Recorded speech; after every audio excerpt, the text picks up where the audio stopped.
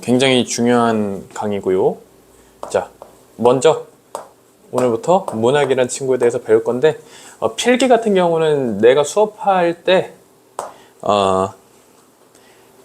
하얀색 펜으로 쓰면은 까만색 펜을 활용해주면, 그리고 4가지 색 펜을 권장을 하는데 없으면 갖다 써도 되고, 일단은 이 수업을 하는 그 개념 수업을 할 때는 이 색깔 펜의 색깔 종류는 굉장히 중요하진 않아요. 근데 언제부터 중요하냐면 체화 수업 해가지고 실제 지문 띄워놓고 할 때는 색깔이 굉장히 중요합니다. 그래서 제가 노란색을 하면은 초록색 펜, 빨간색을 하면은 빨간색, 파란색은 파란색, 이렇게 생각을 꼭 해주시면 됩니다. 알겠습니까? 자, 이제 들어갈 건데, 자, 문학이 있고 비문학이 있습니다. 그래서 기본적인 구성을 따져보자면은 문학에는 뭐 현대시, 현대소설, 뭐 고전시가, 고전소설, 이런 것들이 있다라고 생각해주면 되고요. 채준이는 그거 책이 원래는 그 예전에 딴 사람이 쓰던 책이거든? 근데 걔는 이제 졸업했어. 그러다 보니까 이제 물려받았다고 생각하고, 쌤이 나중에 너 이거 또 줄 거야, 교재. 그거는 뭐 필기해도 자유롭게, 너 자유롭게 써도 돼. 그러니까 뭐야, 나는 왜 새 책 아니야, 그럴 필요 없어. 또 줄 거야, 새 거. 근데 지금은 너 2번 들으라고 시키는 거니까. 알겠지? 하여튼 문학은 이제 뭐 현대시, 현대소설, 뭐 고전시가, 고전소설, 이런 것들이 있고요. 비문학은 뭐 인문예술, 뭐 과학, 이런 여러 가지 종류가 있죠. 그래서 우리는 이 독해법에 대해서 이름을 통일을 할 거예요. 그래서 문학에서는 이해독해와 이입독해로 설명을 할 거고요, 저는. 비문학에서는 원리와 원칙이라는 독해법으로 설명을 할 건데요. 여기서 우리는 이 강의 같은 경우는 이 문학에 포커싱이 돼가지고 진행이 될 거기 때문에, 이 비문학은 비문학 수업 때 들어야 되니까 일단은 패스하도록 하겠습니다. 그래서 이 용어 정도는 알아둬라, 이 정도만 알려주도록 할 거고요. 목차를 한번 펴봅시다. 목차 폈죠? 목차 보시면요, 문학 기본행동 강령의 이해독해, 이입독해, 얘네가 뭔지에 대해서 먼저 간단하게 설명을 해줄 거고요. 이 수업은 굉장히 중요하기 때문에 잘 들어야지 나중에 편해요. 그리고 그 다음에 공통행동 강령에 대해서 알려줄 거예요. 그래서 뭐 문제풀이 순서는 어떻게 해야 되고, 보기 분석은 어떻게 해야 되고, 작가와 시대 이해, 그리고 뭐 일관된 표기법 사용하는 거, 그리고 속어법, 그리고 세모 사용법, 뭐 손목 걸기, 뭐 이런 스킬들에 대해서 알려줄 거고요. 여기까지는, 그러니까 이 공통행동 강령까지는 여기 기점으로 위까지는 문학 전반적으로 사용되는 기술입니다. 그래서 그런 경우 있어요. 내가 뭐 표기법을 알려줬는데 지 맘대로 냅다 갖다 버린다든가, 재준이 냅다 갖다 버린다든가, 그리고 보기 분석법 시켰는데 보기 안 보고 그냥 냅다 문제부터 풀다가 선생님 왜 안 풀릴까요? 기본적으로 내가 시키는 거를 했는데도 안 된다라는 거는 나한테 솔루션을 요구해야 되는데, 백종원 그 선생님이 하시는 뭐 논란이랑 관계없이 그냥 백종원 선생님이 지금까지 하셨던 어떤 프로그램들이 있죠. 뭐 예를 들어 골목식당 이런 거 알아요? 알죠? 골목식당? 알아요, 몰라요? 알지? 몰라? 처음 들어봐? 근데 백종원이 했던 여러 가지 프로그램들 알죠? 여기저기 가서 요리하고 가게 솔루션 해주는 거 알죠? 근데 백종원이 항상 어떤 표정으로 나와요? 이렇게 얼굴형이 딱 약간 이런 느낌이잖아. 근데 약간 이런 표정으로 화가 잔뜩 나 있죠? 그래서 맨날 가가지고 맨날 조보아씨 내려와봐요. 왜 이 얘기가 왜 나오는 거야? 왜 자꾸 화가 나 있어? 그 이유는 뭐냐면은, 이 아저씨도 마찬가지고 나도 마찬가지고, 학생들이 문제가 어려워요, 열심히 하는데 잘 안 돼요, 이런 거에 대해서 나는 그렇게 불만이 있지는 않아요. 내가 이제 불만을 가지는 거는, 시키는 대로 안 해놓고, 그럼 백종원 선생님이 제일 많이 하는 그 솔루션을 해준 다음에 화난 상태로 제일 많이 하는 말이 어떤 말이냐면요, 자꾸 변하니까 그래, 이런 얘기를 막 해요. 그러니까 뭐냐면은 처음에는 잘 해요. 처음에도 안 하는 애들은 그냥 혼나야 되고, 처음에는 좀 하는 것처럼 하다가 귀찮으니까 점점 표기법 지 맘대로 막 바꿔요. 뭐 인물에 네모라 했는데 동그라미 돼 있고, 그리고 풀이 순서 강령해가지고 뭐부터 봐라, 뭐 보고 그 다음 뭐 보고 이렇게 해라라고 했는데 지 맘대로 막 한 다음에 나중에 와서 뭐 시험 점수 결과나 이런 거 안 나서 점수 왜 이래 이러면 너무 어려워요, 잘 안 풀려요 라고 하는데, 그랬을 때 쌤이 시키는 거를 다 했는데도 결과가 그렇게 나오면은 내가 이제 방법을 찾아줘야 되는 게 맞는데, 시키는 대로 안 하고 안 나오는 건요, 내 잘못이 아니에요. 기본적으로 시키는 거를 하세요. 시키는 대로 해보고 안 나오면 그제서야 내가 이제 다른 길을 찾아줄게. 왜냐면은 선생님이 가르치는 방법이 항상 옳은 건 아니니까 안 맞을 수도 있어. 근데 문제는 해보고 나서 안 맞는지를 판단해야 되는데, 어떤 게 문제다? 안 하고 나서 나한테 와가지고 안 돼요. 근데 그것도 웃긴 게 제가 안 해서 안 되는 것 같아요 라는 것도 아니고 꼭 숙제 해온 거 표보다 들켜요. 너 왜 표기가 안 돼 있니? 표기 해야 돼요? 표기 그럼 넌 표기 언제 하려고 그랬어? 언제 하죠 표기? 이러면 이제 변한 거죠. 처음에는 다 할 것처럼 하다가. 그래서 기본기를 먼저 지켜라. 선생님이 시킨 거를 하고 나서 안 되면은 내 잘못이지만 시킨 거를 안 하고 안 된다고 하는 거는 니네 잘못이다 라는 거를 꼭 머릿속에 넣어두세요. 그때 가서 딴소리해도 나는 할 말이 없습니다. 자, 그래서 여기까지는 공통행동강령이니까 너네가 앞으로 만나는 모든 문학. 그래서 가끔 이런 얘기를 해요. 어떤 얘기를 하냐면은 선생님 뭐 숙제 교재에도 해야 돼요? 학원 와서 쌤이 풀라고 하는데도 해야 돼요? 선생님 시험 볼 때도 해야 돼요? 네, 다 하세요. 다 하라고 가르쳐 준 건데 왜 어떨 때 하고 어떨 때 안 하면 이게 체화가 안 돼요. 응? 뭐 그렇게 잘한다고 어떨 땐 하고 어떨 땐 안 해. 얘네를 맨 처음에는 정직하게 해야 돼요. 정직하게 한다는 거는 좀 애매한 거는 다 한다는 거예요. 선생님이 인물의 네모, 예를 들어 인물의 네모라고 했는데 어떤 사람까지 네모를 해야 돼요? 처음에는 다 하라 그래요. 그 이유가 뭐냐면은 너네들이 스스로 구분할 능력이 안 되니까. 예? 선생님 저는 달리기를 잘하고 싶어요. 근데 아직 못 걸어요 라고 했어. 그랬을 때 나는 일단은 두 발을 동시에 공중에 뛰어봐 라는 말을 하면은 무책임한 거잖아. 걸을 줄도 모르는데. 그러니까 잘 모르겠으면은 다 해. 다 하다 보면은 뭐야 이거 네모 또 해야 돼? 싶은 순간이 올 거예요. 그때 없애면 되는 거지. 모든 순간에 하세요. 됐죠? 여기까지는 이제 공통적인 거고 그 다음에 아무리 문학이 쉽다고 해도 모든 파트에 풀이법이 같을 수는 없어요.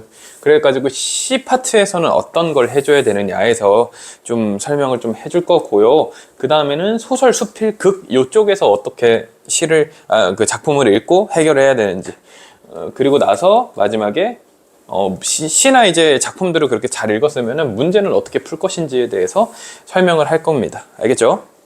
자, 그래서 오늘 들어갈 거는 이해독해와 이입독해에 대해서 천천히 그 대신에 좀 디테일하게 좀 들어가 볼 건데 자, 문학 기본 행동 강령 볼게요. 이해독해와 이입독해입니다.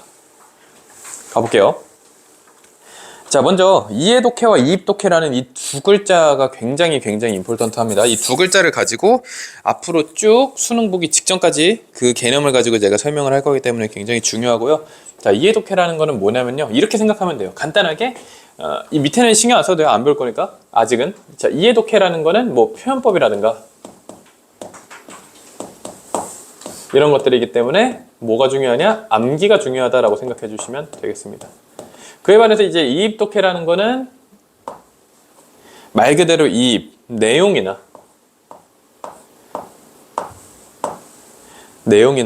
상황에 대한 어떤 인지가 중요하다라고 보시면 됩니다.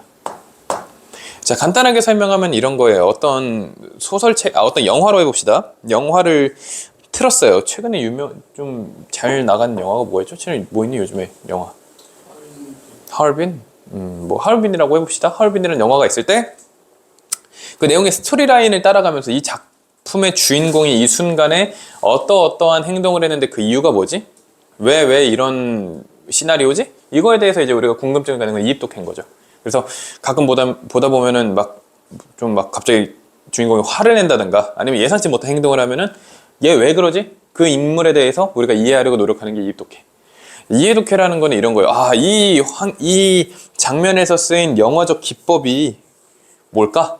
뭐 페이드아웃이라든가 아니면은 뭐 어떤 기법이라든가 뭐 카메라 무빙이라든가 이런 작품 외적인 거. 왜냐면 우리가 이해독해라는 것도 굉장히 중요한 게 국어라는 과목이요. 그냥 글을 재밌게 읽는다고 해서 문제가 다 풀리지 않기 때문에요.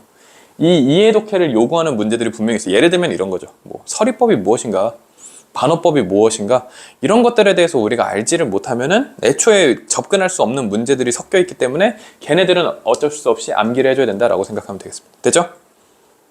뒤에 아저씨 질문 있어요? 없죠? 질문 집중 잘 해요. 뒤에. 자, 그래서 기본 행동 강령에서 이해독해에 대해서 먼저 배울 건데 문학을 이해하는 데 있어서 기본 개념어라든가 표현법 이런 것들을 좀 알아라. 근데 이거 어떻게 알아요? 외워야 돼요. 그래서 이거 외우라고 이제 뭐 교재나 어떤 자료는 내가 줄 거니까 일단은 더 러프하게 배운다고 생각하면 되겠습니다. 적어도 여기 써있는 친구들은 다 알아야 돼요. 표현법에 역설, 반어, 영탄, 설의, 열거, 화료, 의인, 과장, 도치, 점층, 점강, 연쇄, 대구, 반복, 은유, 직육 이 정도는 알아야 돼. 엄청 많죠? 근데 이제 어디까지 알아야 되는 이해독해 범주는 얘가 뭐냐를 떠나서 얘가 적용이 됐을 때 적용이 됐다 안 됐다를 구별할 줄 알아야 된다는 거. 예를 들어서 어떤 문장을 주면은 이거는 설이이자 영탄이네. 이 중에서 고르자면 이런 응답이 나올 수 있어야 표현법 공부가 제대로 됐다. 이해독해가 어느 정도 됐다라고 나는 이제 판정을 내릴 거라는 거죠. 자, 예를 들어서 참 아름답지 아니한가? 라고 써 있어요. 그러면은 이거는 답지 아니한가? 라고 물어봤죠. 근데 답이 정해져 있어 안 정해져 있어? 그러면 무슨 법이야? 서리법이죠? 그런데 서리법이라면은 다 같이 따라와야 되는 게 있어요. 뭐예요? 감탄한 거죠? 영탄법. 이렇게 두 개네요. 이렇게 반응이 나와줘야 된다는 거예요. 이 정도가 이제 돼 있지 않으면요, 시험 볼 때마다 확신이 없어요. 풀 때마다 이거 같은데 이런 확신이 없는 상태가 지속되기 때문에 표현법은 개별적으로 표현법은 재능의 영역이 아니고 노력의 영역이다 이렇게 생각하면 되겠습니다. 그리고 나서 이해독해가 단순히 표현법만 있는 게 아니고 뭐 시대상, 작가 이런 것들도 있다라는 거를 우리가 잊으면 안 된다는 겁니다.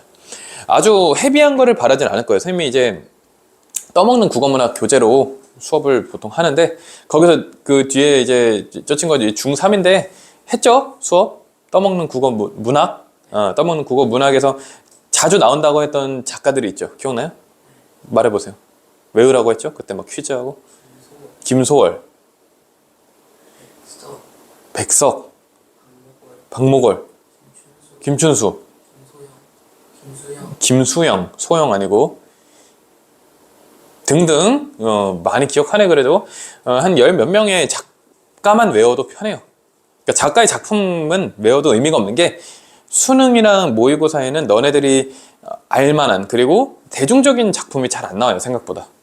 그러니까 대중적인 작가는 나오는데 대중적인 작가의 대중적인 작품은 나오지 않아요. 대중적인 작가의 약간 상대적으로 좀 잘 모르는 작품이 대부분 출제가 되기 때문에 작가만 알면 편하고, 그리고 그 작가가 어떤 시대 사람인지 알면 좀 더 편해요. 예를 들어서 어려운 거 말고 뭐 윤동주 시인이라고 했을 때 그 시인이 일제강점기구나, 그리고 윤동주 시인의 특징은 부끄러움이구나, 참회하는 마음이구나, 이런 식으로 이 정도만 알아두면은 일제강점기구나, 또는 이 작가가 과도기 그때 작가구나, 뭐 이 정도만 알면은 그 작품, 주어진 작품에 대해서 몰라도 쓴 사람, 이 사람이 이 시대 사람이니까 이러이러한 내용이겠거니 하면은 되게 편하게 읽는다는 거예요. 심리적인 압박이 좀 달라요. 알겠죠? 그 정도만 알면 좀 좋다. 그리고 문학의 형식 이런 것도 많이 나와요. 이거는 뭐 액자식 구성이다, 뭐 역순행적 구성이다, 뭐 원경과 근경, 그리고 뭐 이건 가전체 소설이다, 서술자가 개입했다, 간결하다, 간결체다, 만연체다, 뭐 1인칭 주인공 시점이다, 무슨 시점이다, 이 정도는 좀 알아줘야 돼요. 그래서 이거 보니까 약간 막막할 수도 있어요. 왜냐면은 생각보다 외워야 될 게 국어 없는 과목이 아니기 때문에. 하지만은 선생님 얘기하지만 이게 다예요. 생각보다 그렇게 많진 않아요. 내가 이게 외워야 될 것만 지금 제시를 쫙 해놔서 많아 보이는 거지. 그리고 이 이해독해 파트에서는 문제가 많이 안 나와요. 많이 나와봤자 한 지문당 한 문제예요. 그러니까 5문제가 나온다고 하면 한 문제가 얘고요, 4문제가 이 아래에 있는 친구이기 때문에 여기다가는 이거 금방 마스터해요. 금방 마스터해. 근데 여기서 이제 좀 어려움을 겪는 케이스는 둘 중에 하나예요. 게을러가지고 공부 안 하고 맨날 기세로 밀어붙이다가 장렬하게 전사하는 경우. 두 번째 케이스는 뭐냐면요, 얘네 다 외웠어. 외웠는데 적용이 안 돼. 근데 그거는 내가 암기라고 했지만 적용은 이 이입이랑 관련이 없을 수가 없어요.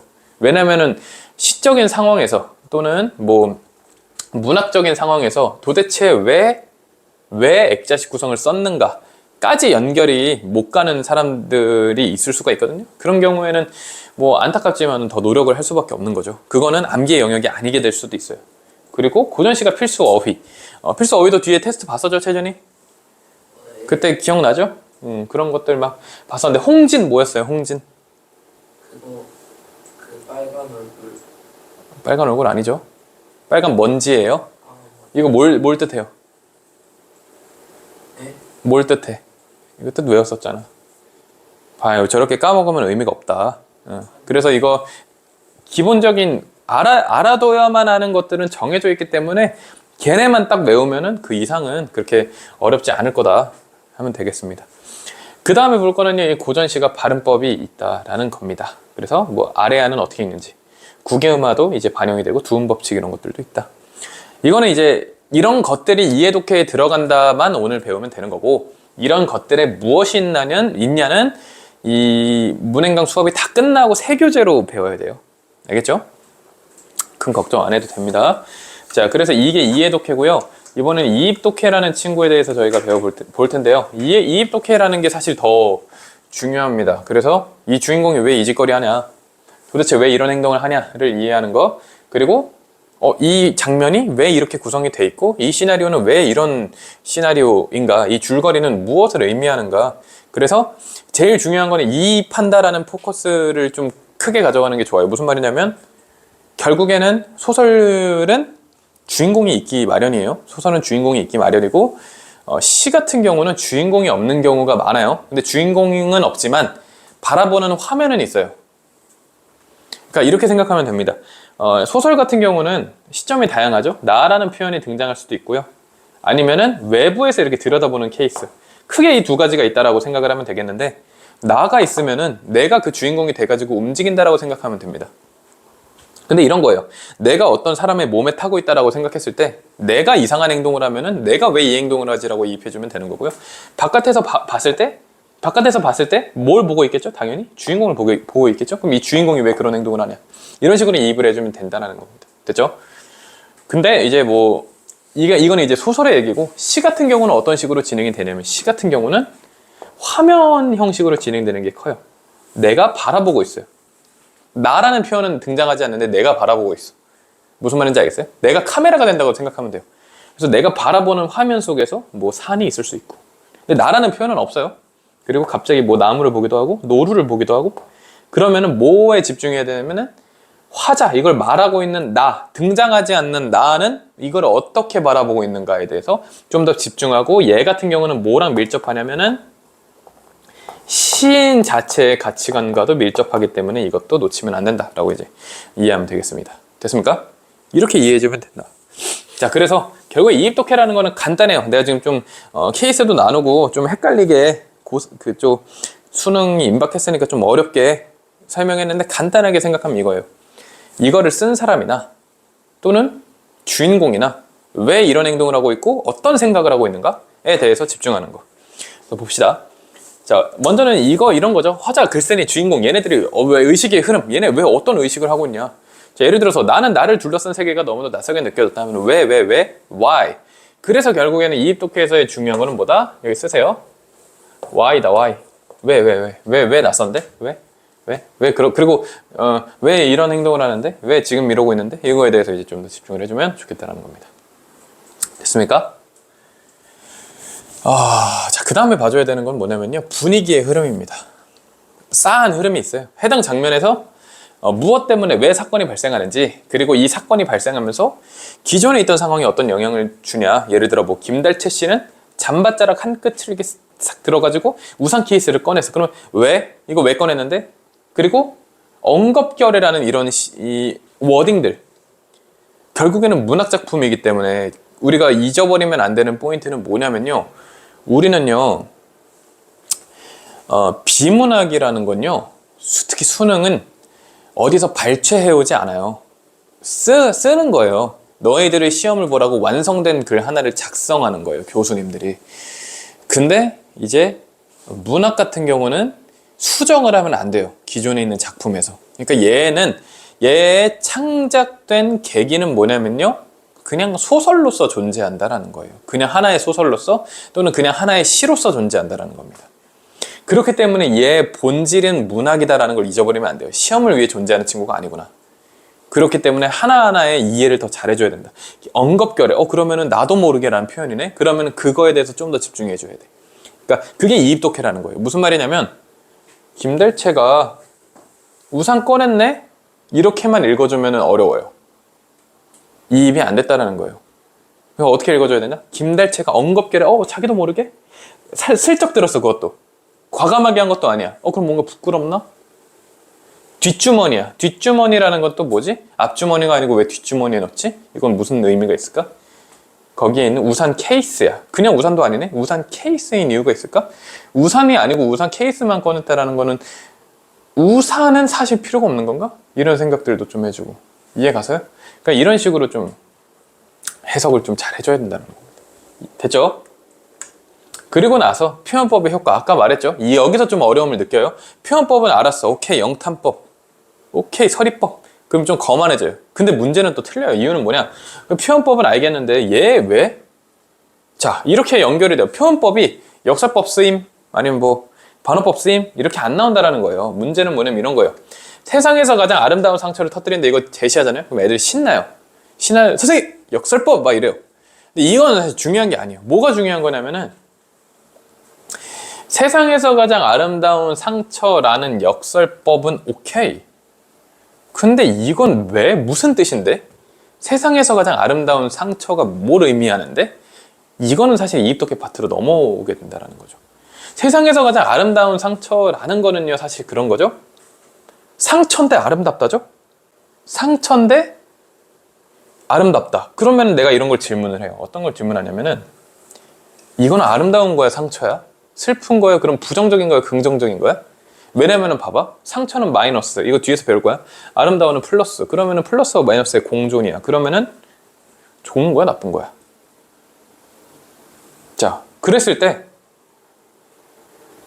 역설까지만 제대로 배우고 이입이 안 되는 애들은 어떻게 대답하냐면 이도저도 아니죠. 이런 대답이 나와요. 역설은 뭐 두 개가 공존하는 거니까 뭐 몰라요. 이렇게 나온다는 거예요. 근데 이입을 해주면은 세상에서 가장 아름다운 상처를 터뜨린다. 이거의 뉘앙스도 느껴야 된다는 거예요. 상처를 터뜨리죠. 그리고 그 터뜨리는 과정이 사실 아름다운 거죠. 세상에서 가장 아름답대. 그러면은 세상에서 가장이라는 거는 뭘 수식하고 있죠? 상처예요? 아니죠. 세상에서 가장 아름다운 거죠. 이 상처이면 그러니까 사실 이 말은 뭐예요? 세상에서 가장 아름다운데도 불구하고 상처라는 거 1번 이거예요? 아니면은 상처인데도 세상에서 가장 아름답다라는 거예요. 그러니까 1번 아름다워봤자 상처야 이 얘기예요? 아니면 두 번째 상처지만 그럼에도 불구하고 너무 아름다운 걸 이거야. 1번이 2번이에요. 손으로 한번 해봐요. 2번이 1번이야. 2번이죠. 그렇다는 건 본질은 아름다움이에요, 상처예요? 상처가 아니고 아름다움이라는 거예요. 상처임에도 아름답다. 그러니까 이거를 봤을 때 너희들은 어떤 생각이 들어? 약간 화사하고 아름다워요? 아니면은 아프고 쓰라려요? 자, 화사하고 아름답다 1번, 아프고 쓰라리다 2번. 하나, 둘, 셋.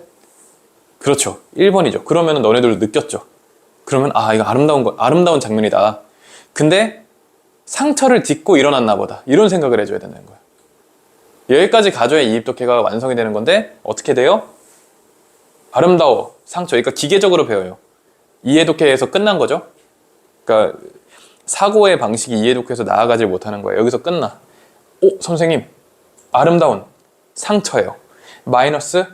플러스 마이너스예요. 공존이에요. 역설이에요. 끝! 하고 이 문장에 대한 이입 문제는 또 못 풀어요. 그러면은 사실 국어 능력은 없다. 원진구 최고의 국어학원 성공적인 입시를 위한 성공 솔루션